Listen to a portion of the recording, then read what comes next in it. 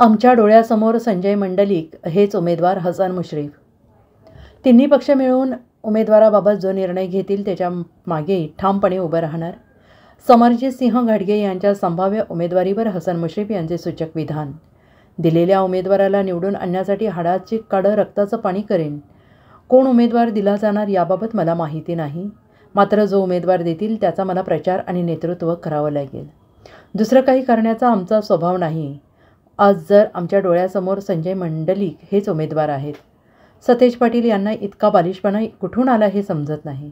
शाहू महाराजांना बिनविरोध करण्याच्या सतेज पाटील यांच्या वक्तव्याचा मुश्रीफांनी घेतला समाचार। राजकारणामध्ये असं होत नसतं। आम्ही आदराच्या भावनेनं शाहू महाराज यांच्याबद्दल बोललो होतो। आमच्या श्रद्धेला कुठेही डाग लागू नये ही आमची त्या पाठीमागची भावना असल्याचं कोल्हापूरचे पालकमंत्री हसन मुश्रीफ यांनी प्रसारमाध्यमांशी बोलताना सांगितलं। उमेदवारी मिळाली तर तुमची भूमिका काय असणार आहे? अहो, कोण उमेदवार द्यावा हा त्यांचा प्रश्न आहे। आता ही तर एकनाथ शिंदे साहेबांची जागा आहे। आता काय होणार आहे मला माहिती नाही। कोणी उमेदवार असेल तर त्याचा प्रचार मला करावा लागेल, नेतृत्व करावं लागेल, कारण आपला स्वभाव नाही तो। कोण उमेदवार असू शकतील असं वाटतं? नाही मला माहिती नाही। आता संजय मंडलिक एक, आणखी कोण असू शकतं नाही मला माहिती नाही।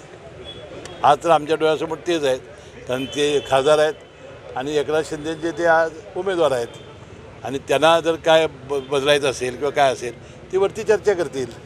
शाहू महाराजांबद्दल आदर आहे असं तुम्ही म्हणाला होता, मात्र सतेज पाटलांनी असं म्हटलं की जर आदर असेल तर मग ही जागा बिनविरोध करा। नाही, सतेज पाटलांचं मी आव्हान ऐकलं, पण राजकारणामध्ये असं होत नाही। इतका बालिशपणा त्यांना कुठनं आला मला कळत नाही। आम्ही एका आदराच्या भावनेनं बोललो होतो की शेवटी निवडणुका आल्या की टीका टिप्पणी होते, या बाजूने काय बोलले की त्या बाजूने लोक बोलतात आणि त्या आमच्या श्रद्धेला कुठं डाग लागू नये एवढी आमची भावना होती।